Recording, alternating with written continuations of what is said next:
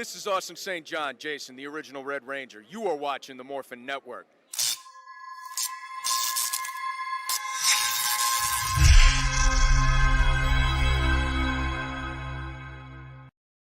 This Morphing Network video is sponsored by Ranger Stop Convention and Ranger Stop and Pop.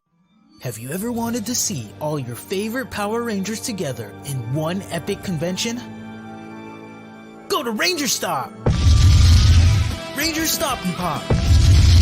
August 27th to the 29th, 2021! Atlanta, Georgia!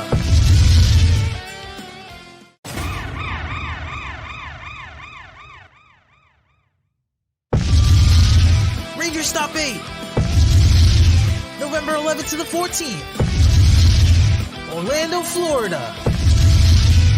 Get your tickets now!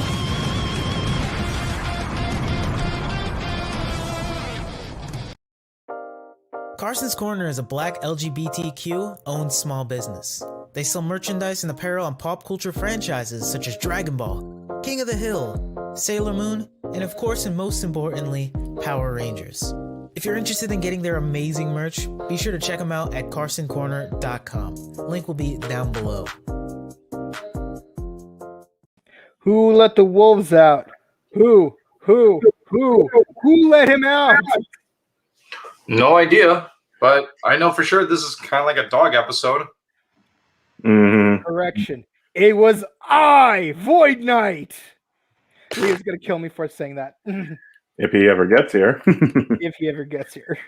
Welcome, everyone, to Morphing Network. I'm Quasar Red, and I will be the moderator for this week.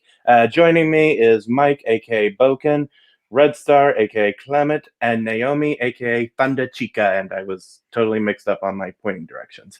So we will be covering episode 8 of Power Rangers Dino Fury. Let's see, where's the title? You got the title in? Sweet. Episode 8, Unexpected Guest. Now, before we begin, I was not here last week, so I wanted to give my thoughts on that episode. Good. The stomach joke was a little eye-rolling, but it did feel like the team had truly bonded at that moment. But anyway, we'll move on. So Clem, what do you think of today's episode? It's a fun episode, and it's I like the story, and I do like the ending part, which was unexpected and a very surprise from the villain side. And there are some cringy lines, but I'll get to that later. But there are some lines I just like I can't believe you said that. Oh, I just can't bear it. I just drink my coffee and I can't just deal with it. I just can't bear the taste of my coffee when I heard that. So yeah, overall, it's a great episode. Yeah, you got to do a real spit take. Naomi. This, I gotta say, I would have to agree with Clement, and it was a little cringy, but there was some surprising person that we get to see in return, and also a special thing that we just discovered about the Morphing Grid and the Morphing Masters. Mm-hmm. That was sick. Which was unexpected, of course. Mm-hmm. Hopefully we get to see more of that. All right, Boken? Well, at least we find out that Void Knight is from Space Austria. That's right. It's like Austria, but in space. More specifically, Space Vienna. Well, so since... All right, so... And I love the Beetleborgs reference. Yes, Wolfgang. So, also, speaking of references, before we officially get started, so at this moment, I was really bummed he didn't say, I'll huff and I'll puff and I'll blow your Zords down, because the moment was practically calling for it. Yeah. Anyway. But real quick, guys, before we get any further, just a quick reminder: please stick around till the end of the episode of our review, because we do have a T-shirt contest. So remember, stick to the end. We'll ask a trivia question. First person to answer it will receive a pink Dino Fury T-shirt, sponsored by Carson's Corner. I swear, this takes me back to when we reviewed 01. Clement. Brought to you by Zaya. And remember, if you already want a T-shirt, you are no longer eligible. Right. Now, since, we had this moment in the episode, let's have the ladies do it. So, Clement, Naomi. Of course, So, start off. Naomi, you go first. You get the beginning all the way up to Wolfgang showing up at Buzz Blast. No problem. So the episode starts off with the Ranger defeating another monster, which we didn't get the chance to identify what it was, but from the looks of it, it actually looks like the alien creature, but in a blue version, and also like a dragon, most likely, because the way its claws, its appearance, and all. But after another victory against that monster, which sadly we didn't find out what the name was and all, but we get to a scene where we see Void Knight, Mucus, and Wolfang. In this scene, like, it's kind of like a interesting introduction, but not the way how we expect it, because usually when it comes to like Rangers meeting new different monsters, like it's always like whenever there's a situation happening or whenever the citizens call the Rangers.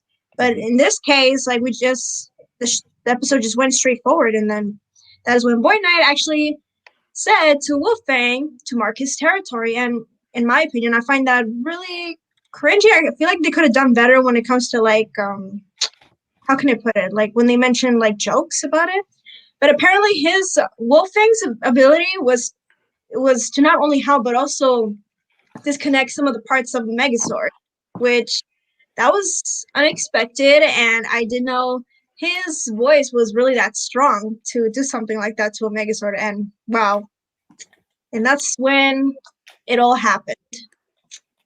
The Rangers decided to, discover what is happening, so that is when they went back to the base. Well, not to the base, actually. The Dino Hinge.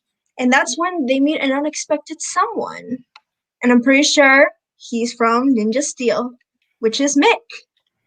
Oh my god, like, I was so happy that he apparently returned in this episode because Mick happens to be one of my favorite characters in the Ranger series. And he was a lot more funnier than I expected to be because, like behind his character background, like he's not only funny, but he can try to make jokes, but even though like some things doesn't make sense at all. But another exciting feature is that he actually brought up about the Prism. And apparently like the Prism has a mind of its own, and then like it was looking for something, and that is when he asked the Rangers for their help. But until then, like, they don't know each other that well, so it's up to Mick to, search for it. And that is when Mucus decided to be an eavesdrop, which now the enemies are looking for the Prism. So they got. I mean, go ahead. Clement, your turn. Yeah. All right. Well, so Naomi mentioned that. So now now Mick is looking for the Nexus Prism that was mentioned in Power Rangers Ninja Steel. Then we move on to Buzz Blast, the office, where Jane and her robotic partner J-Borg is trying what it seems to be like a cook show or a bake off show. Yeah, like a bake off. Like, okay, so Buzz Blast is starting their own version of the Food Network, and as Jane was asking for extra hands to help her with her cake, Jay Borg says, "Okay, I'll be of an assistant if I have extra hands." And as Amelia and Javi show up at the Buzz Blast, start their work there. Who would have thought that Mick could show up? He just infiltrated the Buzz Blast company at ease by transforming himself into a package. Like not just a package, like a small parcel for like a book size parcel. And I say it's interesting how Mick can like find many different ways to infiltrate or swing by to other places without being detected. So he's very creative. Got to give him that. If he was a villain, Huh? Yeah, Mhm. right quick. If he was on the bad guy's side, they'd find the Rangers base in no time. Mhm. Oh yeah, and when Mick shows up, he was using the Buzz Blast like computer system just to look some like data records of like the Nexus Prism or some Power Ranger data. But then Amelia and Javi noticed him, and J-Borg like noticed him, and when J-Borg was as a slight moment about to call security, Mick just transformed himself into a basketball and starts bouncing wall to wall at the office. Hmm. But he was managed to escape. But then he goes out and runs into this guy. Naomi, Yeah. how about you go from here? Wolfgang? Naomi, can you go from here? Sure, no problem. So Uh, apparently, Right you were quick. saying? Right quick. Go to when the Prism goes into the water. No problem. So we reached the scene where we encounter Wolfang again, and this time Mick is confronted with him, which at the same time, like he fears on what he should do, and of course he doesn't have the Ninja Steel power anymore. So he leaves hopeless, and that is when he transforms himself into a toy car, which that was really funny, I must say. I mean, even though he can transform into like a box, a ball, and of course a bird, like the way he's like moving around in a toy car is just like kind of like a gag that you see in an anime TV show and stuff like that, which I definitely see it in this episode, and I actually really appreciate like they would add something like that. But that's when the other Rangers confronted Wolfang and Mick trying to get away, which now leads to the morphing time. So as they were battling Wolfang, like they know he was unstoppable, and he used his howling mode to disconnect their power, not their powers, but their armor, of course, which actually knocked down Amelia and Izzy. But not to mention, what we do know is that, like as mentioned before, the enemies, including Wolfang, know about the Prism, which apparently they're after it, and that is when the Rangers know that, you know, Mick was telling the truth, and that there's a Prism out there that has a source to the Ranger powers. Mhm. So as they were able to escape with Mick, of course, back at the base, that is when he begins to explain everything. And he actually adds a drive that explains everything about the Ranger powers that is in the Prism. But the only problem it is that they have nowhere where to locate it. So with the help of Solon, they use their machine to actually locate the Prism, and they were able to find it like near the lake or the ocean. Because from my perspective, like when I was watching this episode, it looks like the ocean in my actually. So as the Rangers found out the location, they were able to transport themselves in that exact spot, and lo and behold, they found the Prism. Hmm. Now, Clement, do you want to explain what Zato found out about the Prism? So with Zato's alien power, or that can read the mind, it turns out he can read the mind of the Nexus Prism, which is kind of unique. And as he is connecting himself with the Nexus Prism, there's a story behind the prism itself, and we're all revealed that these like morphing masters, they were the ones who created the powers for the Power Rangers this whole time. And while they're creating these like powerful tools for the Rangers, not only that they created these powers, they also keep an eye on the on the people who are using these powers. So they've been watching the Ninja Steel like Rangers. They were even watching the Beast Morpher Rangers. Oh, and something I want to mention about that right quick, Clem. So recently, you guys may know, I'm doing fan theory videos now. The new one's coming soon. We just hit a few snags. But the Morphing Masters are watching when Steel died in Ninja Steel, and one of my theories was about, or not Ninja Steel, Beast Morphers, sorry. Steel died in Beast Morphers. And we see him when he died, and like the Morphing Masters are watching, and one of my theories was that when a Ranger dies, they become a Morphing Master. So, that's interesting. But we'll just see if that leads to anything.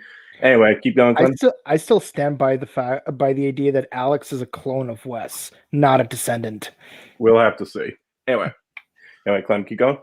Yeah, so this is cool that the Morphing Masters they were keeping their eyes on the Dino Fury team as well when they first got their powers, and I have a feeling that the Morphing Masters were, well, yeah, of course. Duh, what am I talking about? In the beginning, when Zato and his other knights got access to these Power Ranger powers, the Morphing Masters, they appeared and give them the power. And here are the Power Ranger powers, and now we're just gonna vanish, and we're just gonna keep our eyes on you to see how you guys use our power for good and not for your own pleasure. Mm-hmm. So, and as we move on, after Zato's gathering all the information that we can understand from the Nexus Prism, the Boom Tower and Wolfgang shows up.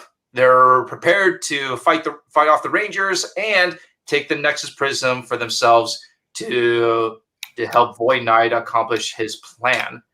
And that is something behind the door, but we'll get there soon. So the Rangers morph, and a fight breaks out, and oh man, it's just looking at all these Rangers just jumping in and dodging and fighting and all. And they've noticed that Wolfgang has this ability that if he howls, like they couldn't use their abilities or their weapons. So what did Mick do? Mick invented something. What it looks like a giant, like a giant's Cough drop. Cough drop. Yes. I think it looks more like a bar of soap. And if he's holding it with his hand, it is huge. Like it could be like the size of my Dino Fury Ranger key. So that is a big cough drop to swallow for Wolfgang. But he's like, "Do you want a treat?" So he just tossed it, threw it in Wolfgang's mouth, and I want to say something. What did you do? I don't practice. No, I cannot do it. I have a feeling Pixar is going to sue. Oh my god! Hi. It sounded exactly almost like Eddie from Ed and Eddie when Rolf just threw the hot towel over his head. Yeah, when he had. What have you done to my head? Wow, Ralph, how did you know that this would happen? I'm Double D, obviously. Yep. So that cough drop just prevented Wolfgang from using his howling ability, and when that couldn't solve anything, they just grow. So if a monster can't use his own ability, why not just go giant mode? Mm-hmm. That's a good solution. But as they're about to prepare their Megazord fight, the Rangers called their champions individually, and it was like, I call the T-Rex champion, I call the Tiger Claw champion, the Stegospike champion, and everyone, and they formed the Megazord, and we have it. And Naomi, do you want to take this part? Of course, not at all.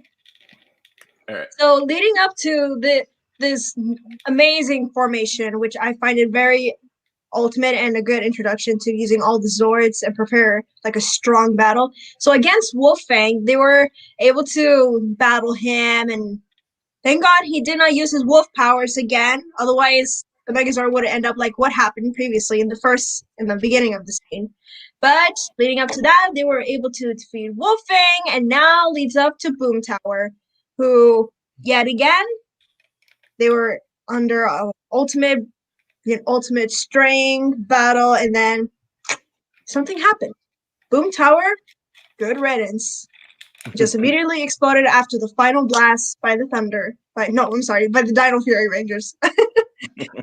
But I gotta say, speaking of that, after that, like Mucus was able to obtain the Sporg, which was under Wolfgang, and the Rangers, they were to they were able to get the Sporg again, which Izzy was the one who got it from Mucus. So leading up to that, Mucus just all of a sudden got away, and the reason for that she got away is because the Primson came out of the water and just automatically disappeared. And the Rangers thought, like, probably already found what it was looking for. So that kind of leaves me thinking, like, if the Primson already found what it was looking for, something tells me that there's something underwater that we don't know about. And since it's connected to the Ranger powers, could it be that what we're thinking, the other Ranger must be down there? Interesting stuff to think about. We don't know, because they said the Prism was looking for something, and of course it has the power to pass on an energy to a Ranger. So possibly that's the case. I mean, I don't know. We have to wait and see for the next episode.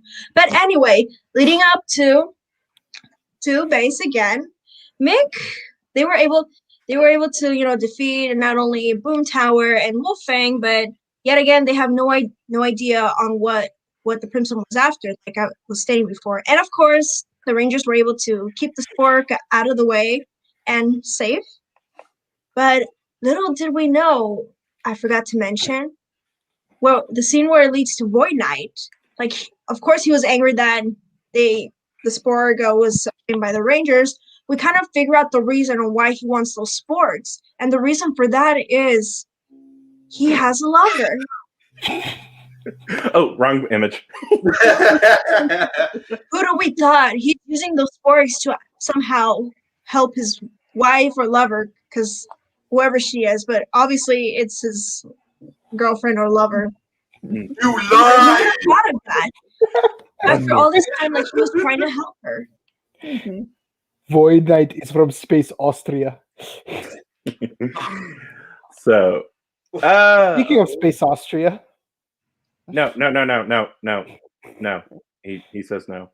But okay. Anyway, which one of you wants to close this out? Again? Okay, you want to keep going, Naomi? Just one last scene, and then that's it. No problem. Didn't the Rangers just thought that was candy, those cough drops? Oh yeah. Okay, so on the last scene, after the Rangers just saved the day, they thought they could treat themselves with a little bit of like a celebration from the Sporex, defeating Boom Tower and defeating Wolfgang, and just celebrating a victory. They just want to treat themselves with a little bit of candy that they thought Mick invented just for the team. But it was actually the same prototype of the cough drop that they use on Wolfgang. So, but it's a prototype. So when the Rangers took that candy, they developed a dog voice, some like a lion or a bear or some other animal voices. But Mick was trying to figure out how to like find a way to try to counteract the effect, but he didn't know the solution. So Solon just gave a very dinosaur roar. Solon just gave a dinosaur roar, just scare them off, and then that cough drop just wear off. So yeah. And so the episode ends with Mick, catching a taxi. He has to follow the prism still, and like he says, "Until next time, Rangers." And then that's it. That was the end of the episode. Yay! Right on. Okay. Well, now our Overlord wants to say something. I'm back. Oh, made it. Well, I just got back from my appointment. Sorry, guys. I had a dental emergency, but I'm back. So, what's up? missed a lot, bro, and it was really funny thanks to one of these two over here, Boy Knight and Hobby. Yes. Hold up. Speaking of which, you need to perform the Powerpuff Girls again. So, give me a sec. Formation. There you go. Okay. All right, Blossom, you're here. Damn. Actually, no. Bubbles is in the left. There you go. Hi, girls. So who is Kent gonna be in Powerpuff Girls? I'm He's the the professor. Okay. Why would I ever hunt the professor? After all, he's my daddy. Daddy. Now, Mojo Jojo. That was my first episode of Powerpuff Girls, by the way. Major Man. Well, that was episode 8 of Power Rangers Dino Fury, and this is supposedly the mid-season finale. So we will probably not get to see the next episode until at least late summer, early fall. So yeah. So with that being said, what did you all think of it? Let's start with Naomi. I say I really enjoyed this episode. It's a lot more funnier, and of course, I believe the cob drop looking hill, whatever it is, was a really good touch to prevent Wolfgang's howl. But yeah, and also the secret between the prince and having to do with the ranger powers, and I think that kind of explains on how it all started. And but yeah. Yes. What would you score it? Rank it. Oh, I would say an 8.5 out of 10. Fascinating. Clem, you go. Okay, I ranked this a 9. It could have been a 10 if it weren't for some of the things I want to mention and some of the cringy lines. Okay, one of the reasons for that 1 point down from a 10 because I have to see that golden sword 2 times this episode, and as I know Zato likes to use it to do the final attack, but come on, do you have to show it 2 times? I want to see something else rather than that gold sword. It just okay. That and there's a scene where Wolfgang was about to pounce on the back of the Megazord. He's like, "I'm behind you," like that scene. Okay, when I first heard that, I was like, really? I don't blame the voice actor, but I feel so sorry for him having to say that. I'm behind you, and he got stabbed in the back, and I'm actually fine that they didn't show that much detail when he got stabbed in the back. That when the Rangers just pulled the Tiger Claws like Lancer on the back like that, and after the Wolfgang is defeated, Zato said this line, "Down, doggy." I'm like, okay, I don't want to hear that. That's the most cheesiest line of all time. And when I heard "down, doggy," I'm like, oh man, can't Zato say a better lines? Okay, but yeah, that is one of the few reasons. So that's why I give it a 9 out of 10 instead of a 10. So those cringy lines and this is cool. I like the twist at the end with Void Knight with having this Mr. Freeze story. It's kind of interesting. Yeah. So this leaves out so many new things. I have so many questions and theories for the next episode, the next few episodes ahead. So yeah, that's why I give it a 9 out of 10, and that's a great episode. Good. Mike, you go. Right. So first I want to say I appreciate how we do get to see blue formation briefly. Even before we got a chance to see the Five Knights formation. I actually like that Izzy mentions that she likes mixed hair, because I feel like that is a reference to Power Rangers in Space, because it's a similar haircut that Andros had when they meet their first alien. I'll say this: I'm surprised this episode didn't introduce the Dino Kano, Demetra Volcano Zord, because Mick is from the Fire Lion Galaxy, so I figured you'd get a Fire Zord introduced with Mick. I'm not a fan of the fact that Mick didn't stick around for a while. That's the one thing. I agree with Clement. I'm not a fan of a lot of the lines, but one line I did like was when Wolfgang says, "I'm a bad doggy." Like, the way he says it is just silly, and I love it.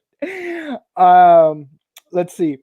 let's see, and also the fact that his name is Wolfgang, I like to imagine that is a Beetleborgs reference because one of the monsters living at Hillhurst was a werewolf named Wolfgang, and he's one of my favorite characters in all of Beetleborgdom. Let's see, I appreciate that Mick actually got to shine in this episode, and he's always up to form. It felt weird that Zato is not cool with him, but the way he says, "What are you doing here?" I almost had a feeling like he had some kind of history with Mick, like bad history with Mick that he didn't bring up. And it would have been interesting if they went with that kind of angle or something like Mick used to be a screw up like Boom was back in the day. Two more things. One, the prism going into the ocean front. I have a feeling it might have something to do with this. Because why else would the prism star go to the ocean? But also, that begs the question: does this technically make this a Ninja Steel Zord, not a Dino Fury Zord, since it's powered by the Ninja Prism? And the other thing, let's see. Also, the other thing I was curious about is how when Zato asks about Rafcon, Mick says he's never heard of it. I find that interesting. This could imply that Rafcon is either in some kind of lost galaxy, insert credits here, or the planet's been destroyed a long time ago. So there's a lot to speculate on. And a quick Easter egg, I like the fact that Mick says I've met 40 other Rangers because one, Kelson was in every season of Power Rangers from Dino Thunder to Dino Fury, with the exception of the 2 parts of Megaforce. So, if you count the number of Rangers, that would probably lead up to 40. But also, when Mick was in Ninja Steel, Ninja was the 39th season of Sentai, and we had 1 season of Power Rangers after Ninja Steel. So 39 plus 1 equals 40. So Da Vinci Code sort of thing. I give the episode a 9 out of 10. There's a lot of good stuff to work with, but there's but there is room for improvement. And before I let the next person go, Space Austria. All right, Crowning Boy. What's your? Dagger Boy. What would you say? Excuse me. Anyway, overall, I really like this episode. Honestly, I did not like Zato in this episode. I'll be honest with you. Well, one thing before you guys quiet me, I do like the characters. Just I didn't like him in this episode because, yes, when Nick said, "Hey, can you help me out?" So yeah, I remember a Power Ranger's duty is to help someone out, right? When he said, "We're busy with something else," I get it, but thing is, he needs help. Only when he realized that the next prism was involved with the morphing grid, that's when he's wanted to help. Like, no, you're a Power Ranger. You need to help out people that need help. So that's a big minus for Zato's character in this episode. So I didn't really like his character. I didn't like how he treated the character in this episode. But again, it is what it is. Again, the lines were cringy, except for one line where Izzy says, okay, I'll say this. Izzy has one of the best sarcastic lines that it's not even cringy. I actually love her character a lot. Okay. But yes. Oh, I love the bit of the Morphing Masters. It kind of reveals now the Morphing Masters create all the powers. It's all so obvious. It's legit obvious now. Now we know the history of where the powers are from. So basically, the Morphing Masters created the powers or the energy. It's just like other, the humans have to find a way to make them into morphers. So like Overdrive, Megaforce, Lightspeed Rescue, maybe the like Beast Morphers. It was into the Morphing Grid energy was into energies and made it to Morph Grid, Morph X. So overall, 9 out of 10. It could have been a 10. My only reasons why is the cringy lines and Zato being kind of I'm saying You're a donkey. Being a jerk. Zato was a jerk in this episode. I'm sorry. Yes, he's like, yeah, but he did help Mick, but he only helped him when he found out that Nexus Prism was involved with the morphing grid. I do like the flashbacks.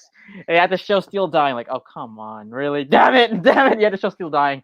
But yeah, overall, good episode, and I love the references, and That's it. 9 out of 10. Real quick, Ryan makes a good point about the whole helping others as a ranger's duty, because this actually ties back to an episode of Ninja Steel where when Wes, Coda, and Gemma were watching over the other rangers when they needed to get a new Megazord formation to fight Odious, but they had to help other people instead. This was a Ninja Steel episode, and here you got a Ninja Steel character in need of Rangers to help him, and they refuse help. So that's a great Zato specifically. Yeah, So that's a great point you made. Yeah, so the other Rangers are like, oh, let's do it. Like, no, we need it's like, well, I get it. You've been frozen for many years, but come on, dude. You're a Power Ranger. Anyway. So, okay. My only defense for Zato, I'll go now, is that, they said something about his stress level, so maybe with people from his homeworld get stressed much easier, and then they tighten up or something. Maybe it won't be a thing. We'll just have to see. All in all, I really enjoyed this episode. I think this is actually a really good mid-season finale. I loved that we got some expansion, and it even confirmed what I thought was the case with the Ninja's Nexus Prism, that it actually does have a mind of its own, which helps explain, like maybe it was like learning Earth's customs, and that's how it made Zords at random, just like, I'm going to make a Zord on this and stuff. That was neat. And it's also cool to, see Ninja Steel get acknowledged. Like I said, you don't get better stories or better seasons by writing off bad seasons. And it's cool to see, a season that's not considered very popular to get acknowledged, which is great. I personally enjoyed Ninja Steel, so I was happy to see all this stuff in this episode. I really don't think I have a big complaint. I actually didn't find any of that much of the dialogue to be really that cringy. I think maybe the only dumb thing was the wolf, like what Clement said, the wolf, saying, I'm behind you, and it was like, you're a wolf. You're not supposed to tell people you're about to attack. But Wolf's Bane. Yes, Wolf's Bane. And of course, they didn't do that bit, like where he blows their Zords down, like they could have referenced that scene in Zeo. And yeah, I'm really interested in Void Knight's story of who is this woman, who is Void Knight, where did they come from, what's the deal going on here. And also, I love the Mr. Freeze reference. And I'm going to ask a question about this in a minute, but I like how they actually introduced the blue combination beforehand. It's like we already got an idea of how each of these Zords work. So having an episode where it focuses on Ollie and introducing his seems a little unnecessary. And plus it allows them to bring out the big guns for this episode. So that's cool. So I'm giving it a low 10. So that's my score, and that's my ratings. And now we go to the personal questions. So I guess we'll start with Boken. What did you think of them introducing the blue Zord combination first in this episode without giving an Ollie focus? Honestly, it felt rather appropriate because it felt appropriate in terms of pacing, because while it's bad that we didn't get an Ollie focus episode, we do need to speed things along in terms of when we get the 5 Knights Zord. We only have 20 episodes to work with, and I'm pretty sure there's only 2 Zords left to introduce for the rest of the season. And while generally we don't want to repeat the mistakes of past seasons where they get a new Zord every episode, but also waiting too long to get the standard Zord formation for taking too long could be a bad thing as well. In fact, it was kind of weird when it took 6 episodes for both Go Busters and Beast Morphers to get the Beast X Megazord, because we don't usually wait that long to get the 3 Zords to combine. I agree in that we don't really need to have an Ollie focus episode just to introduce that formation, because in Time Force we had the Time Force Megazord Gamma formation show up at the beginning of 2 consecutive episodes without any explanation, and it still worked out fine. No one questioned it. That's and also ideally we do want to show all of the 4 main configurations, before we get all 5 of them combined. Because especially since if you look at the finishing move, can you pull up the screenshot of the 5 Knights formation doing its finisher? Yeah, all right. Yeah, no, the other one. No, keep going. What you're saying. Right. So like there's another picture that you had up there. Yeah, this one right here. See, it shows the 5 it shows the other 4 formations. So it's going to be weird that we got this formation but we don't like where did this blue one come from? Where did this blue one come from? Continuity. But again, only show what you need to show. Right. Basically. Now, Naomi, what did you think about seeing Mick and getting some sort of follow-up to Ninja Steel? I was stating before, it was really surprising to see his return in this episode again, and despite the fact that he's monitoring the Prism's grid very frequently on where it goes, and also making sure that it doesn't land on the hands of the bad guys, of course, because we all know that the Prism is really powerful, and then has the Ranger powers, of course. We don't want any evil to obtain that power in the wrong hands, like I was saying. But it was really interesting on knowing a little bit more about the Prism. I know in Ninja Steel we didn't get any more details about that, but until now, which it has to do with the Ranger powers. And of course we saw the Morphing Masters and just like, wow, everything that Mick was stating. And also, like I was mentioning before, he still remains the funny aspects that we knew in Ninja Steel. Mm-hmm. All right, Ryan, what did you think of the expansion of the Morphing Masters and how they revealed that they created some powers from the other teams? Okay, so honestly, I was not surprised because again, they did say the origins of the morphing grid. So I had already have a feeling that they were going to show that the Morphing Masters did make the powers, and that is true. So this actually is a really if you actually know, I'll say this right now, this episode is actually very important now in Power Ranger history because it actually shows now that the powers were made from these forces. And keep in mind, you remember the staffs you saw? Mm-hmm. Don't they look like Lord Zed's staff? Remember Lord Zed and Zordon are connected in morphing grid. You ever read one episode? See, I know my history. I know my guys' history. See, I know my history. So I'm actually not surprised. And what's cool is they actually show the original 6 colors. You notice red, black, green, yellow. So and then they made the Nexus Prism. So it made the Nexus Prism. It means they made other stuff. So basically, they made, let's say, the Wild Force powers, or basically all the powers you notice now in Power Ranger history you've seen on screen. They made it, and even the powers not from Earth. Just keep in mind, there are Power Rangers out there introduced in Super Mega Force that there are powers that not from Earth. So, see. Overall, I liked it. Again, I'm actually glad they actually used Zato to listen. Actually, that was appropriate. So he's able to listen to it using, the Force. I'm just kidding. But yeah. Oh, yeah. So overall, I liked it. Again, this is actually great writing. I know the lines are kind of cringy for some. I get it's Power Rangers. There's always gonna be that. But again, this is good writing. So well done, Hasbro. And come on, 1 more episodes. I was hoping for a Gold Ranger reveal, but it's okay. Maybe the next half season. So Element of surprise, bro. Yeah, right. So yes. All right.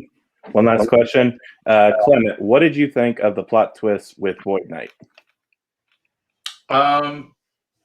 I like the plot twist because, okay, I'm pretty sure of all the Power Rangers villains that we've had over the years, like, this is something I never expected. And I thought Void Knight is just this villain who is out to get power, collecting these sporks, and just use their energies to create something even more twisted and dangerous that will destroy the city or take over the Earth or something. But it turns out he's using this to revive his beloved one. And I'm just curious, who is this girl? And maybe she could be the I don't know, there's so many questions. I'm thinking, is Void Knight the same race with Zato? Is he? Could be. Or do you think it's Zeto's comrade who turned into Void Knight because he thinks that being Void Knight, there's a way to like revive his loved one, and maybe that girl in that pod, could she be the former Dino Fury Ranger? It could be like Void Knight was a ranger in the with Zeto's elite knights, and there's another female knight that he really loves, and it's the girl in the pod. Interesting. It does add an extra level to Void Knight's character because beforehand we just saw him as I want to take over the world, sort of. All right. True. So, Ryan, since you're here, do you want to take the fan comments? Yeah. All right. So remember. Oh, yeah. You were saying?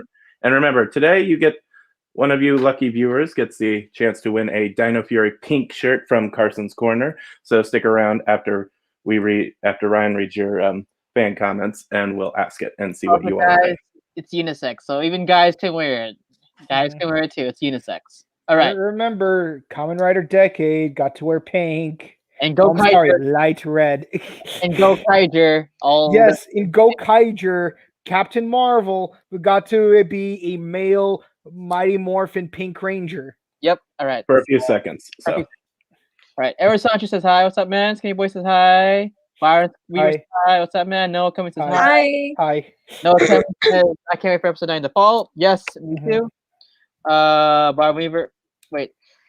How is Boom able to turn his Sporex? No. So if you actually remember the last episode, he absorbed the Sporex to become into, epic powers. So that actually makes sense. See? Oh, something I want to mention there right quick. So right now the team currently believes that from what we can tell in this scene, the team currently believes that Void Knight or Boom Tower was just a Sporex. So I feel like this could lead to something interesting later on down the line. So we'll just have to see.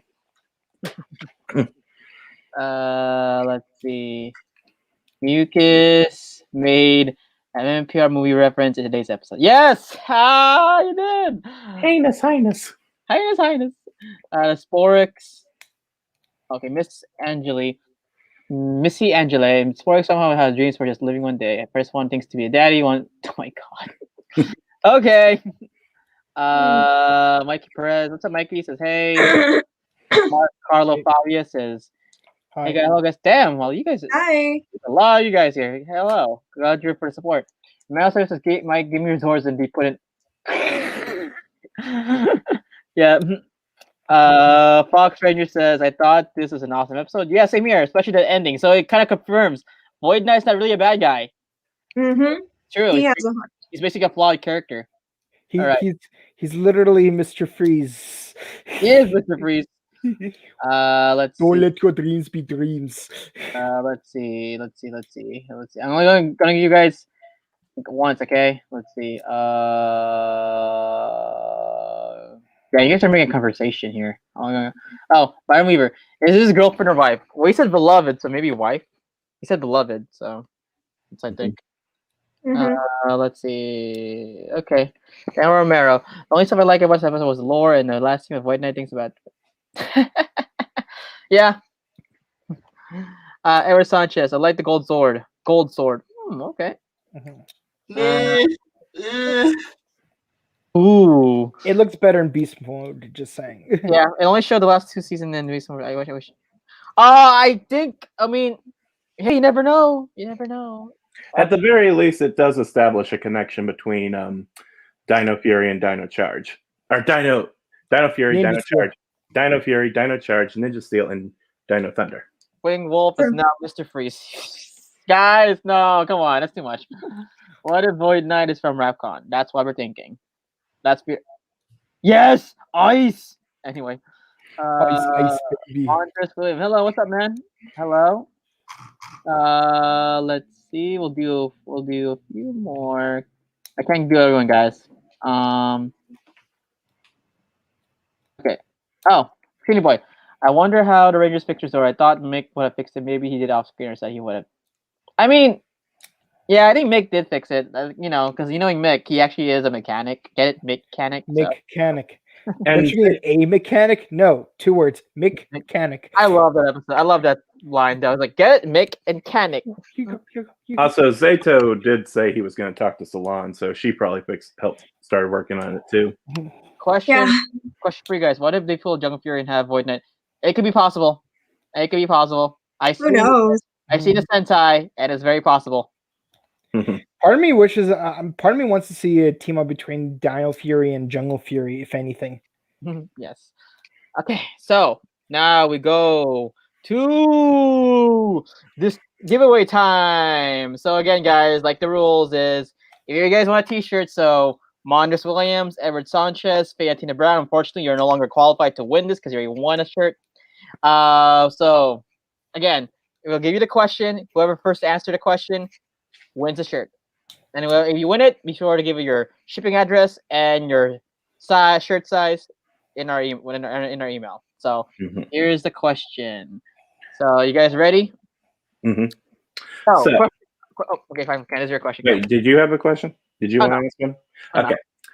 What did Ollie warn Amelia to avoid when she was upset about dealing with all her bad luck? And I'm going to add a multiple choice thing to it. Was it A, don't walk under any more ladders, B, don't break any more mirrors, or C, avoid black cats? Or D, don't step on a crack. Right, don't step on a crack. So 4 possibilities, and we'll give you guys a few minutes to answer. We'll give you 2 minutes. So look at it. You guys want to turn? Come on, that was good. Okay. Again, guys, you don't have to be a girl to win a shirt. It's unisex.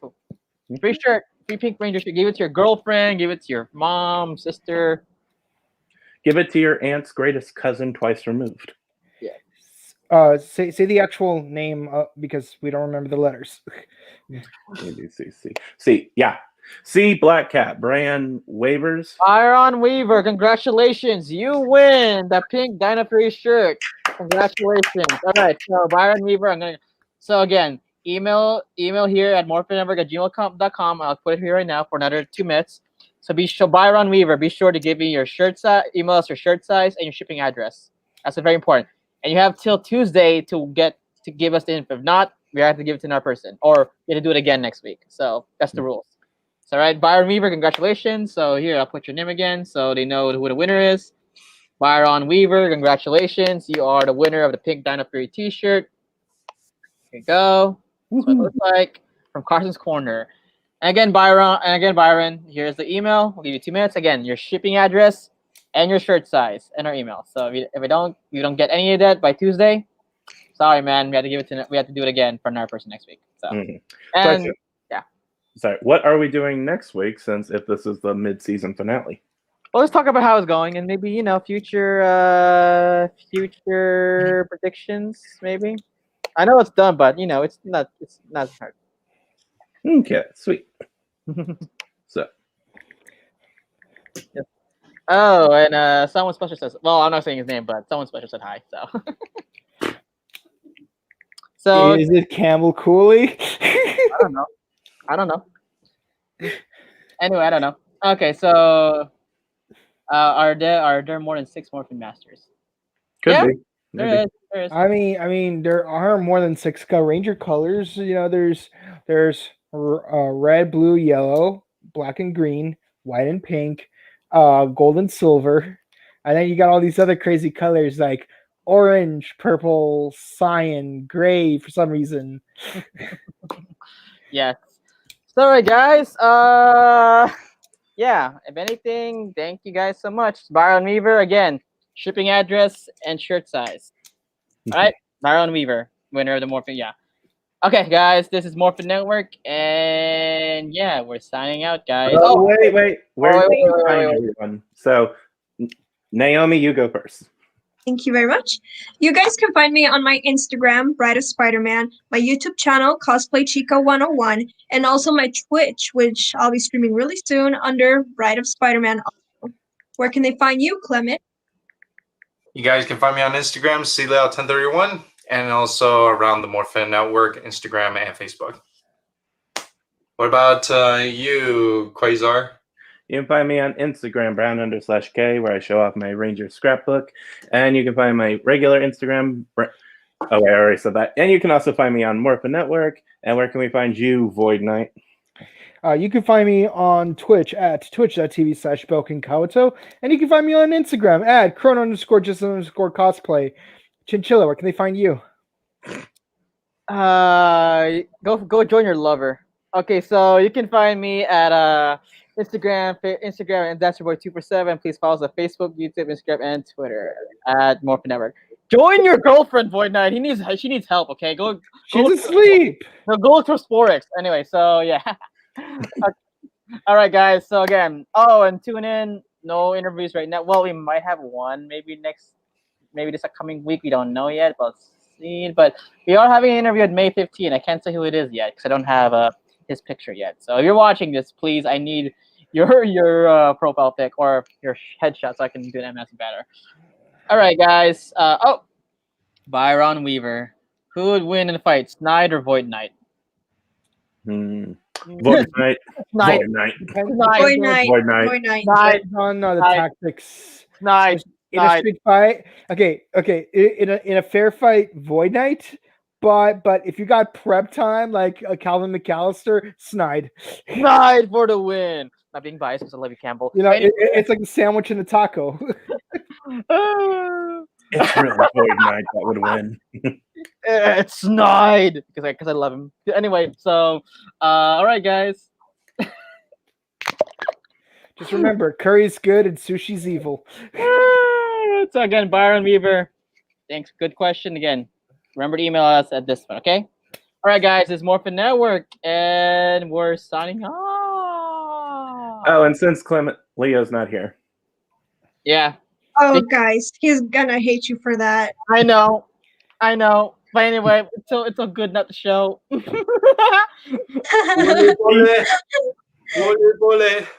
Mole. Mole. All right, guys. So this is Morphin Network signing out. See you guys again next week. Okay. Bye, guys. Peace.